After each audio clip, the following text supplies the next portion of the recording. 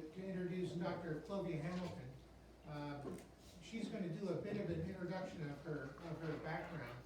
But one of the most interesting things that I've seen in science and in technology over the years is when all of a sudden you have a tool that gets used for one thing, it turns around and gets used for something completely different. It's a remarkable way to make interesting intellectual contributions in a way that is kind of special, because there are lots of tools used by lots of fields that have a long, rich tradition behind them. And if you can turn around and figure out how to use it in an area where it's never been used before, you've got an awful lot going for you. It's an interesting and fascinating sort of thing. And Clovia, in her dissertation, did that, and I enjoyed reading it for that particular perspective. But without further ado, I'm going to let Clovia start and provide a little bit of her background, and then talk to the subject at hand. Okay. I'm going to try to use this mic. Can you hear me okay? Mm-hmm. So I appreciate Dr. Stokes for introducing me. I've come a long way, 14-hour flight. So hopefully I won't sound like I've come a long way. Hopefully this will go okay. I'll give you a little bit of my educational background to begin with. I studied engineering at the University of Illinois in Champaign. I'm from Chicago originally, and I went from there to work as an engineer, primarily in construction management. And I went back at some point to get a master's of law degree from the University of Illinois. But I earned a JD. I taught law and ethics, business law and ethics for many years, for 10 years. And I became a patent attorney. And my research is largely focused on technology and technology commercialization and patenting. And I taught with the JD, but over the years, my colleagues at universities would always say, why don't you go get a PhD? You're not one of us, you don't have a PhD. And so I'm one of those people, whatever it is that they say I'm missing, I go back and get it. I was teaching business law, and they said, well, you don't have an MBA, so I went and got an MBA. And then right after I finished my MBA, I went and got a PhD. So I'm up to 5 degrees, I think. And I studied industrial and systems engineering, and I currently teach in this area. I teach sustainable operations management at Winthrop University in South Carolina. So what I want to talk about is my dissertation research, my PhD research. I created a toolkit focused on technology transfer at historically black colleges and universities in America. So that's what HBCU stands for, is historically black colleges and universities. And I focused on studying their technology transfer operations in a novel way, looking at technology transfer as a supply chain network that has not been done over the years. And I also applied what we call an advanced planning system. So that's where I'm using advanced optimization to create tools to help technology transfer specialists. The toolkit is a 5-paper dissertation. So some universities will require that students do a 2 or 3 paper dissertation. I'm an overachiever. I said, well, why not 5? So far, one of the papers has been published. One is coming out next month, and or this month. Is it December yet? It'll be next month. And there's 3 more that I need to get published. So I'm going to talk about one of those papers. I guess to get started with talking about it, we need to talk about American slavery. So in America, you'll see why in a minute, we had slavery between 1619 and 1865. And that was brought to an end with the American Civil War. So we had a Civil War that went on for 4 years between 1861 and 1865. From there, we went into a period of what we call Reconstruction from 1865 to 1877. And this brings us to historically black colleges and universities. So like, why is she talking about slavery? There were 4.4 million freed slaves, and then that begged the question, what do we do with 4.4 million free black American slaves, or free slaves? And those slaves were not educated, so they didn't know, most of them did not know how to read or write or do math and sort of basic things. So schools were created to educate them. They call them colleges and universities because most of those 4.4 million people were adults. So it'd be kind of weird saying we're going to send 4.4 million people into elementary schools. So colleges and universities were created, but they taught them the basics. What was interesting to me is that industrial philanthropists paid for this. And the main reason they paid for those schools in collaboration with other philanthropists was because they were interested in the labor. You know, we went from having all these people, 4.4 million people, work for free, and so these companies were, industrial companies were around and they needed the labor.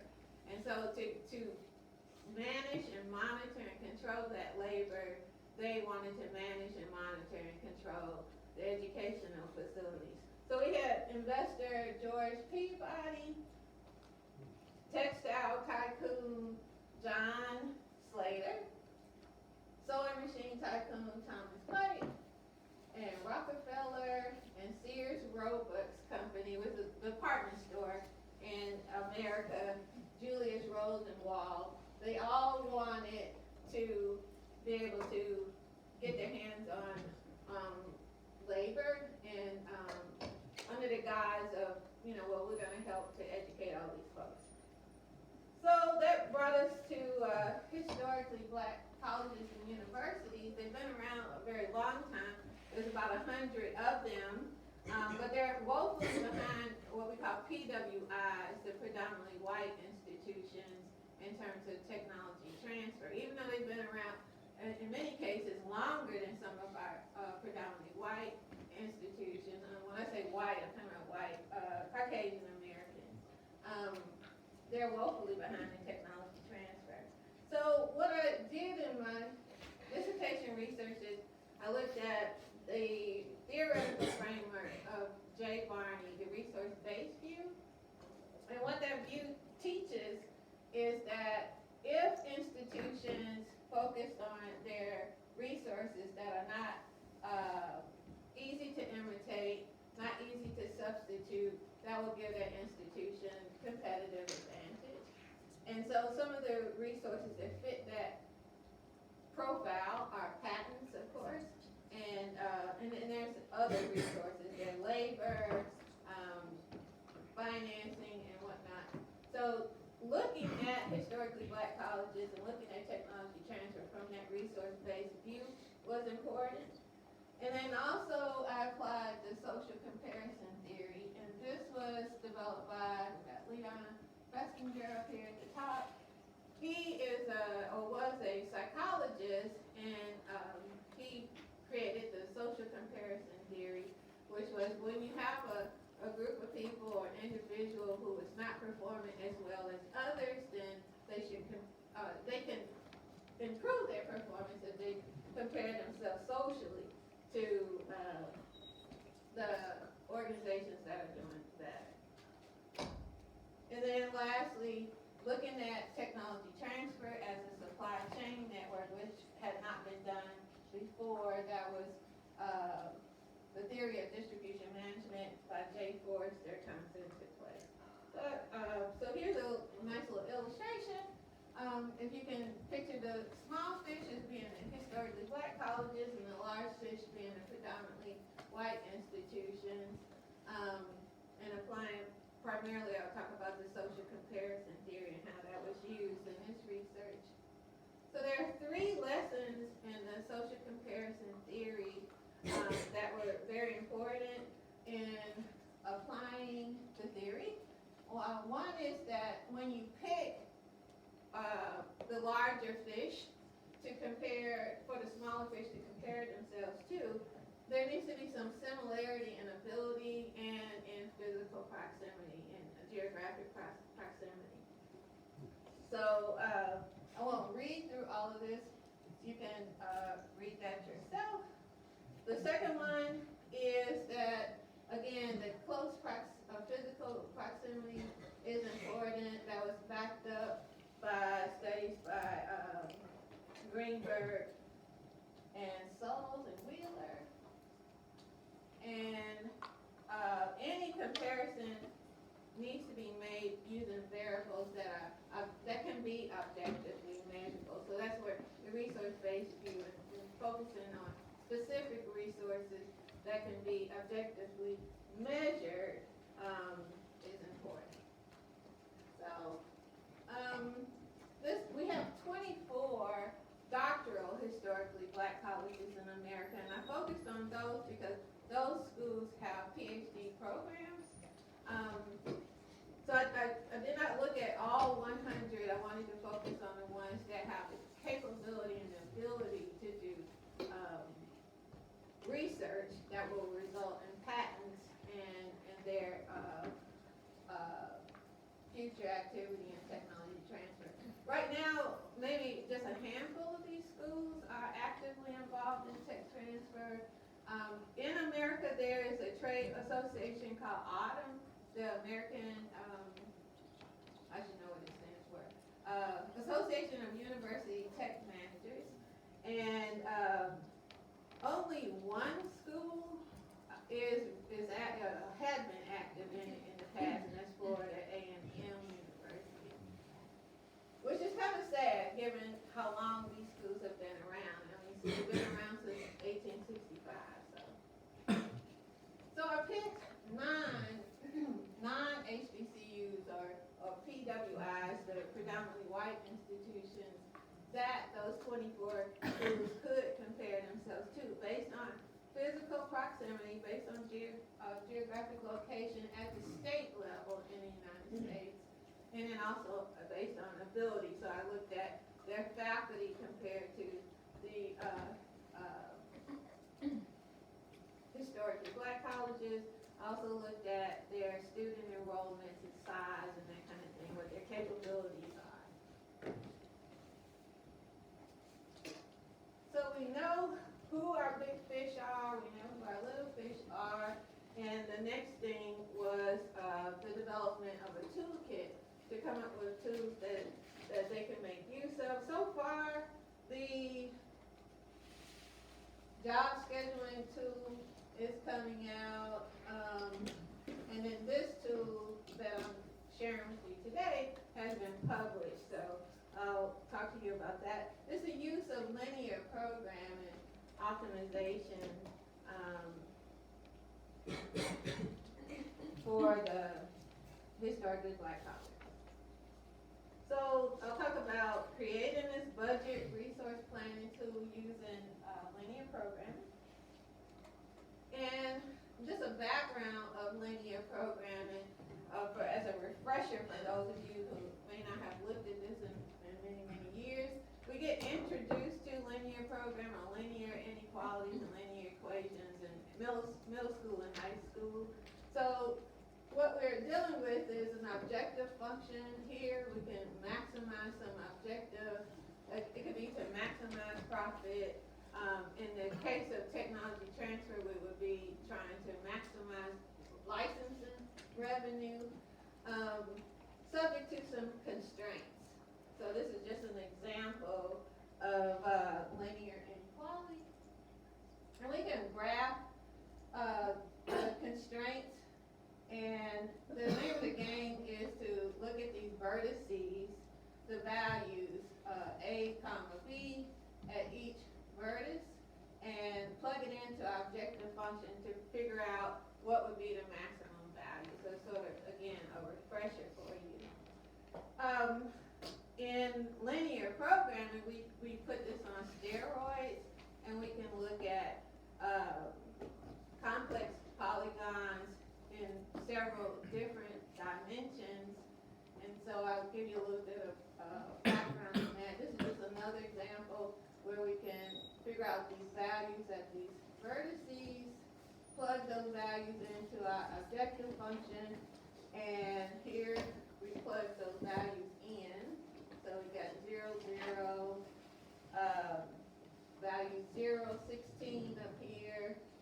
We have value 17.14 and 0 down here, and then we can figure out what would be the optimum value. So the optimum point is up here. A little bit of history on linear programming. It began back in 1827, so really before the end of slavery, or just before the end of slavery. We had Joseph Fourier solved those systems of linear inequalities, and then in 1939 we had Leonid Kantorovich, he's an economist. He came along and used linear programming during World War II to reduce Russia's army costs. And then my guy, who I really admire, he's one of my heroes in math, is George Danzig. And in a little bit of competition with Russia, America's Air Force hired George Danzig to invent the simplex method. And so that's the method that I used in my research. With simplex, he was able to schedule 70 people for 70 jobs. So at the time, and of course today, that's not all that hard to do, but back in 1940s, before nice computational capabilities that we have today, that was an amazing feat. Then we have the Hitchcock transportation problem in the 50s by Frank Hitchcock, and we also call his transportation problem the classic warehouse shipment problem, and that's the problem that I use as a model for my budget resource planning too, sort of thinking outside of the box. So in this classic warehouse shipment transportation model, we have supplies that get shipped out to customers. The D is customers that are demanding those supplies. So we have I, warehouses, warehouse suppliers, J, customers. We have S sub I, warehouse supplies. D sub J are our customer demands, so these are our variables. We have C from I to J, representing our unit costs for shipping supplies out. And then our X, I sub J, is the amounts that get shipped from suppliers to customers. And in this case, we're talking about cost, so we want to minimize our objective function, so we're minimizing cost here. And all we're doing is multiplying our unit cost times our amounts that get shipped, so we can figure out what the total costs are. So that's all that's representing. Again, the objective is to minimize costs, subject to constraints. So we have some constraints that we need to meet. We can sum our amounts shipped, but we need to make sure that the amounts received by customers is equal to or more than what is actually demanded, and that's represented in this constraint. The amount shipped must be less than or equal to supply, so we want to put boundaries, just as I illustrated in the earlier refresher. We need to establish the boundaries with these constraints.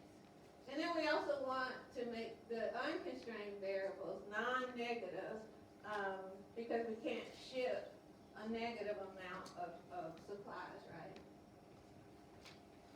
right? So thinking outside of the box, that classic warehouse shipment problem is used in logistics all day long. I teach it to my business operations management students.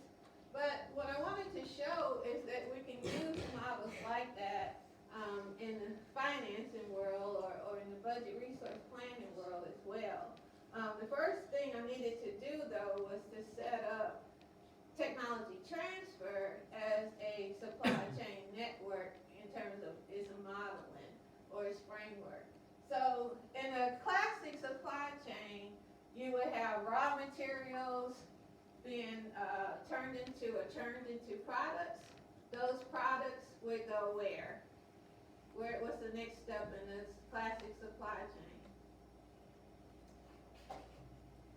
After products are made in factories, where do the products go in the supply chain? Where are the products before it gets to a retail store? Wholesale? They're in a wholesaler? The warehouse, I hear warehouse. Warehouse. Can we get another taker? Anybody? Yeah, you're right. It goes to a wholesale distribution or a warehouse and then out to retail stores. And that's the classic supply chain. Well, we can look at technology transfer the same way. We can have, instead of looking at a factory producing products, our inventions get produced in a research lab. So the factory is now a research lab. Instead of looking at products going into a warehouse or a distribution center, what we call a TTO is our technology transfer office at universities. And they serve as the warehouse for patents and invention disclosures. So looking at the TTO as a distribution center, instead of looking at retail stores, the TTO store is where the technology transfer specialist makes purchases or retail exchange with a licensing manager. So again, thinking outside of the box. So we've got industry partners who license those inventions are now the customers. So in technology transfer, there's usually not a sale, like we would go to Walmart or I don't know what Walmart is. What's a Walmart here in Korea? Well, you would go to the store and buy a product. In licensing, you would rent the invention through a licensing agreement. So that's what we do in technology transfer. And that's done with industry partners. So a Samsung, some of our large players, we work closely with the university and license technology. So this is what the supply chain network looks like in technology transfer. And this might be of value to you as either a master's student or PhD student. Take what's already in existence and just kind of think about it outside of the box in a different way. So this is what the classic warehouse shipment problem looks like in technology transfer. We have supplies, and these are the suppliers are the TTO staff people that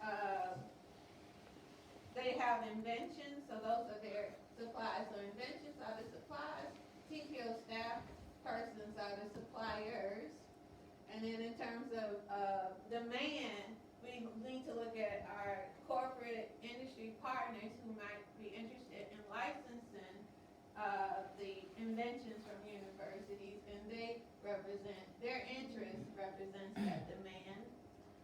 We also need to, in terms of budgeting this entire technology transfer process, we need to establish the same sort of constraints.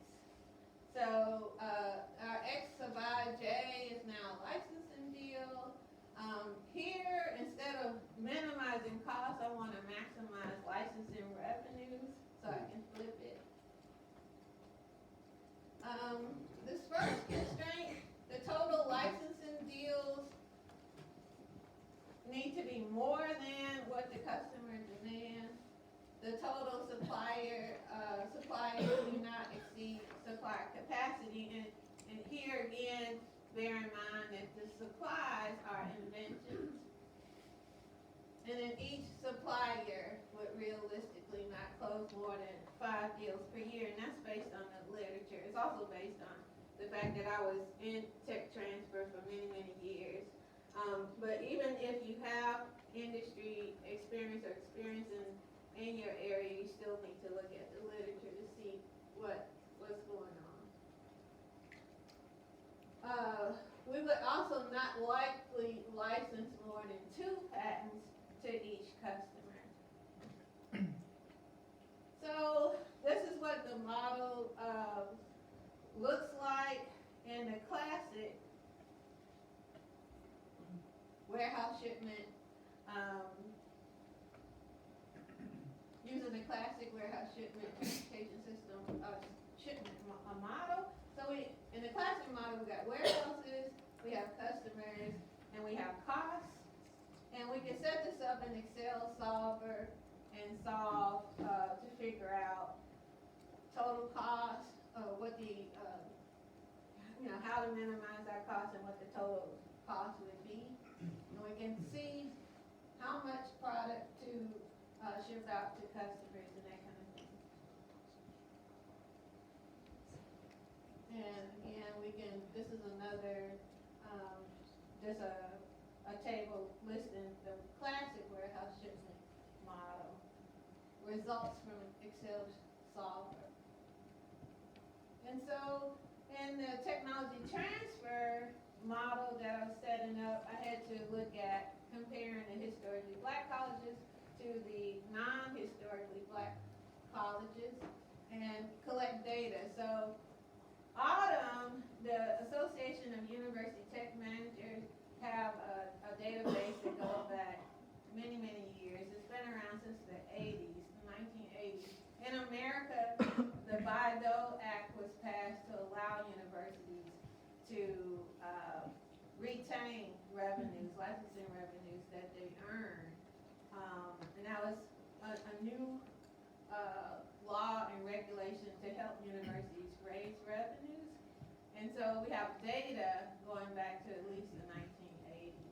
And so I collected data on costs in terms of legal fees that were incurred, the size of the technology transfer staff, total licensing deals that they've done.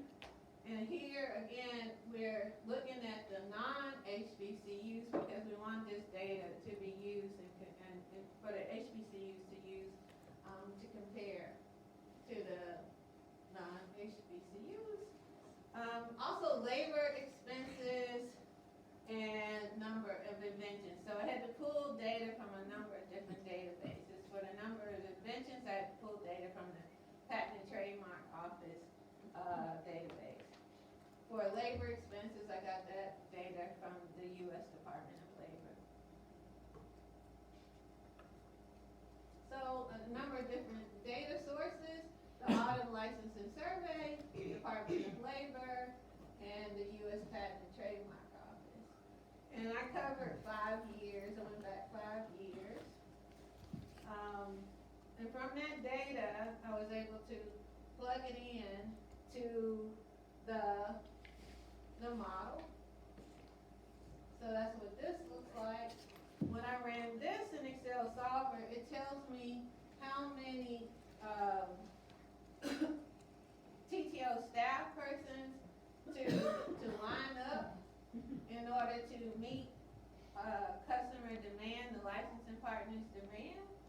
And it also tells me what the budget needs to look like in order to pull this off. And usually in technology transfer, the staff is split by discipline. So we have biotech, we have computer science and IT, you may have engineering staff.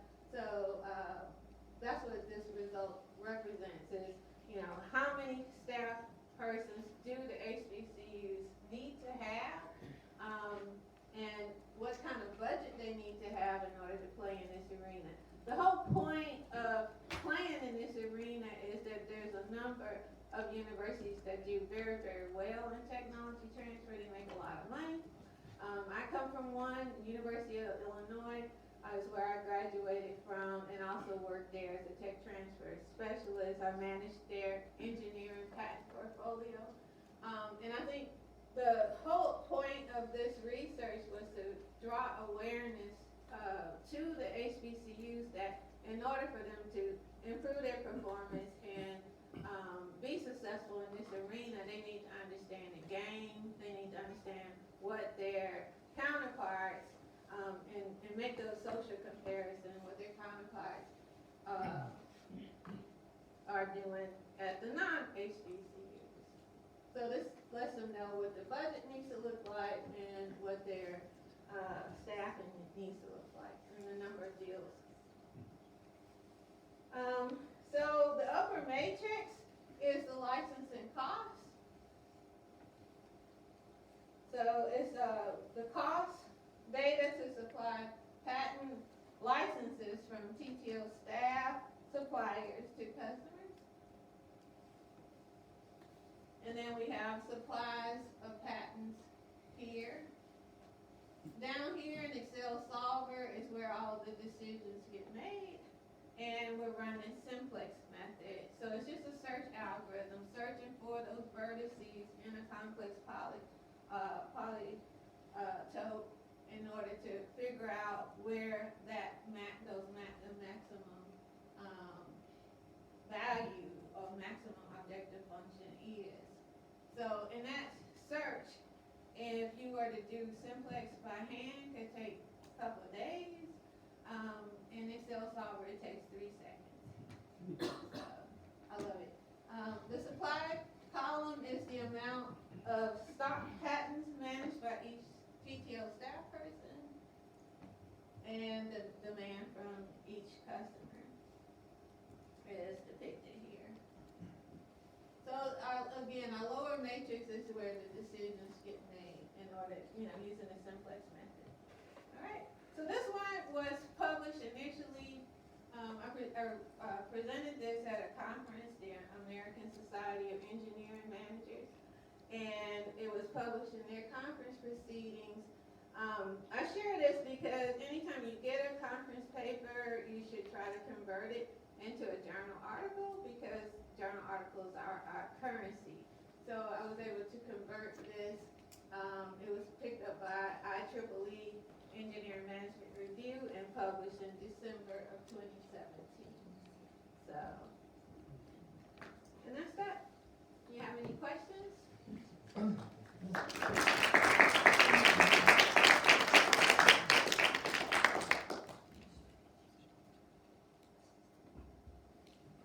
what was the difference? Where was the budget? Where on the place where HBCU was underinvested?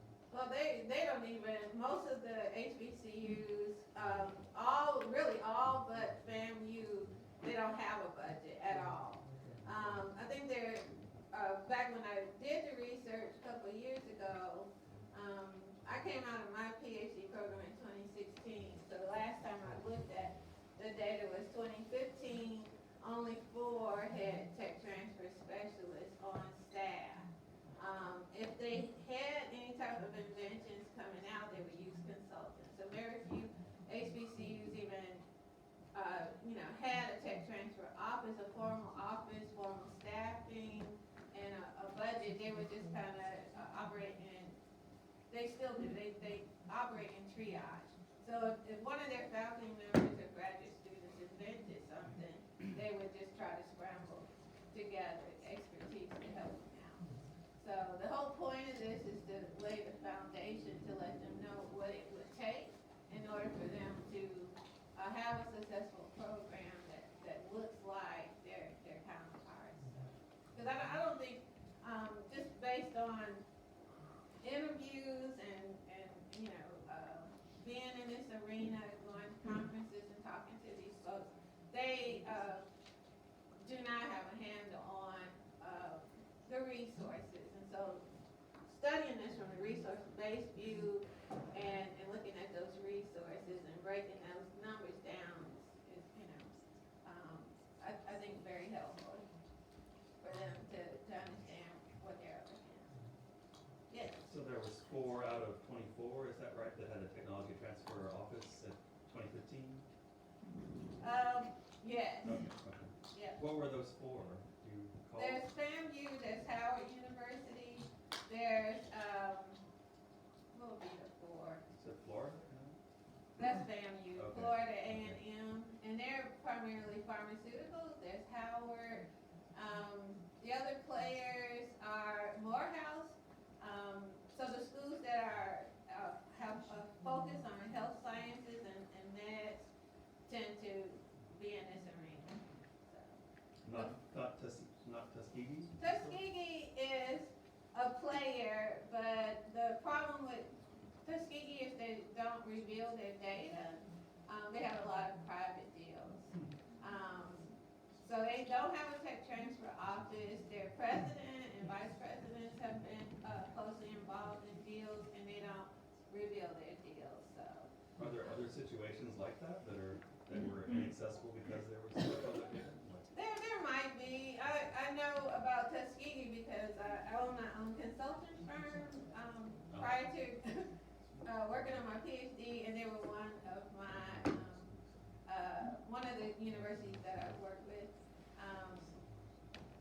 So there might be some historically black colleges that are doing some licensing deals, but they are not reporting to Autumn, which is the gold standard in this area. They are not getting patents because I studied the patents that come out, and so you kind of can't really do a licensing deal without a patent. Yeah. You can license to a company and have that company pay for the patenting. So there may be some of that going on, but I can only work with the data I can get my hands on. Thank you. You're welcome. Any other questions? Yes. I'm just curious about the linear programming that you had in the slide. I came across that quite recently in one of my data science courses, and as far as I know, linear programming works under certainty, the situation of certainty, right? So, is there a big difference when you actually run the linear programming as part of the solution, and between that and reality? So we have lots of uncontrollable variables. So how do we handle all those variables, and do you see any particular difference between programming itself and reality in supply chain management? I'm not really sure how to answer your question other than to say there are other optimization tools that could be explored, like there's non-linear programming. You can set Excel solver to utilize algorithms other than simplex method, which is probably more requires more certainty than others. There's two other options in Excel solver. I would, of course, to use linear programming, there needs to be a linear. You're assuming a linear relationship. In tech transfer, we were talking about this earlier. Sometimes it's not so easy to make use of linear regression or have a linear relationship. So if you find that there is no linear relationship, you're not getting very good results. After doing linear programming and doing the sensitivity analysis and all that good stuff, then you can try other algorithms. So there's two others in Excel solver that can be played with, but then you don't have to use Excel. There's more powerful tools out there. You can run this in R, you can run this in MATLAB and Lindo I use. So there's other tools and a lot of other different directions you can go in if you're not getting the results that you want. It's a great question. And it happens, the reality does not fit our models often, so. Did you gain any insight into the relative efficacy of the programs of the institutions, the benchmark institutions? How Wake Forest compared to any of the others, for example? I realize they're not the same geographical circumstances, but. So comparing the non-HBCUs to one another? Yeah. No, I did not do that. It might be interesting to do though. What I did find overall throughout my dissertation is that, of course, health sciences and the medical field fares better than other disciplines. And so the non-HBCUs who are focused on medical inventions and the health sciences tend to fare better than the others. That's probably the extent of the results that I found. So.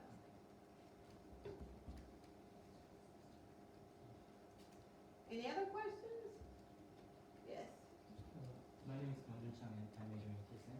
Actually, I think it's You're gonna have to speak a little louder so I can hear you. Actually, you said about the TQ.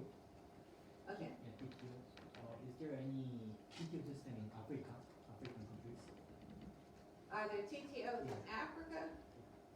I have seen some journal articles focused on African universities and focused on technology transfer that goes on in African universities. So most developing and developed countries have patents, a patent system, and they have that in Africa.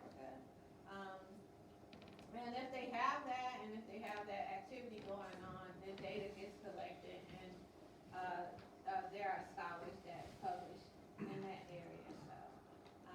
So the answer is yes. Do their tech transfer offices look like the Americans? Probably not. In America, the typical visual would be at what we call a research one classified school, like the University of Illinois,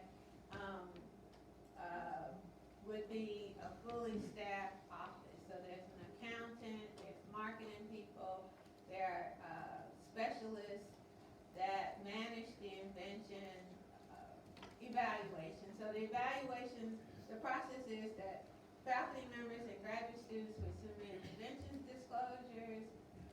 Those disclosures get evaluated for marketability and patentability. If they pass those two tests for marketability and patentability, then the decision to make the investment in patenting is made, or the decision to make the investment in marketing to industry partners, so that the industry partners can decide whether they want to pay for patents. Patents are very expensive. It can be on average about $50,000. So do those other countries, do they have that level and extent of sophistication in terms of their tech transfer processes and staffing? Probably not. And it has been studied. So, yes. Would you comment on what you consider the main policy implications of your research for the historically black, universities and perhaps for the others in a global context of continuing digitalization of business and so forth? We're in an era now where all you need is a connected personal computer to run your Excel solver or any of the other. So what's the policy? Yeah. The policy implication is, I'm in a research space where I look at social issues and management, social issues and in particular technology management, and social justice. So it's, when we're comparing historically black colleges to predominantly white institutions on non-HBCUs, we're talking about equity. Why aren't these schools performing as well as the others? And what will it take? So what it would take based on the numbers and what I've done so far is they need budget. And so this lays the foundation and case for you need to have money to make money. You need to have the infrastructure in order to play in this arena. You've got to have the tech transfer specialists. You've got to be able to afford the patents and those legal fees, and the historically black colleges have not been budgeted to that extent for the most part. Again, and there are some exceptions. There's the Howard and the Morehouse and the FAMU, but they're using licensing revenues to funnel back into their tech Yeah, transfer. sort of behind my question, I was wondering what portion of the budget needed would go to human resource development and what portion to, purchase of patents or other things. Yeah, Could you make any comment on that based on your research? yeah, I did a meta-analysis that was published using the Cochrane method. It's used in meta-analysis in the health arena in med schools. And the meta-analysis that I ran is I looked at university technology transfer studies going back to 1970s when all this, the late 1970s, 1980s, when all of this data started to get collected. A number of different researchers would run the same sort of studies using the Autumn data, and they all came up with a number of different results. So in a meta-analysis, you can take all of those results and look at what's the overarching results. So in looking at the different resources, human resources, physical resources like a business incubator, having a medical school and that kind of thing, or and also looking at other resources. The results of that meta-analysis was that the human resources, the physical resources, the medical schools and incubators was not as important as the human resources. So in terms of where to put the budget, we can look back at the average numbers from the non-HBCUs, but more importantly, I think it's important to look at those meta-analysis results because that's taken into account all universities that are in tech transfer, and it informs where the money probably should be focused on. So, yes. Have there been instances where HBCUs have worked together in research, and how does that change basically the equation Right. and the end results? That's a great question, and there is a movement toward partnering. Not just HBCUs to HBCUs, but HBCUs to non-HBCUs. One example of the HBCU, HBCU partnerships is University of Maryland. So University of Maryland has a University of Maryland system, and they kind of put their foot down and said, okay, if your HBCU is a state HBCU, if it's a state-funded university and not private, then you have to run your patents and inventions through our system. And they do it in a nice, collegial way in partnership with the HBCUs. And so that's one model that has cropped up just recently, probably over the past 3 to 5 years. Some HBCUs that I've interviewed and talked to have said they don't want to partner with one another because they compete with one another and they don't trust one another. So trust is a huge issue which informs my future research. I like to be in this kind of space where we're looking at the micro-foundational issues, applying psychology theories, and one of the psychology issues that is a really hot topic right now is the trust issue. How is trust kind of getting in the way of these partnerships? And the partnerships is really, in my opinion, going to be the solution because we're not going to see the budget appearing from the blue sky, the kind of budget that they need to gain that equity.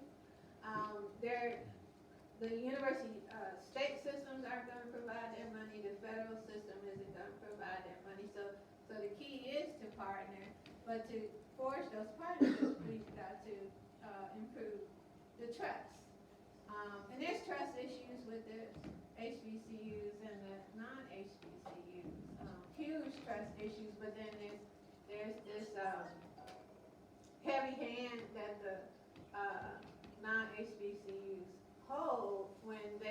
controlled the entire tech transfer process in the University of Maryland case. So that's a great question, and those stories are coming out in news pieces. They're kind of collecting them because these are new partnerships, and they haven't been done before. If they've been done before, they've been kind of one-offs. So. Well, we thank our speaker again. Thank you very much. Thanks.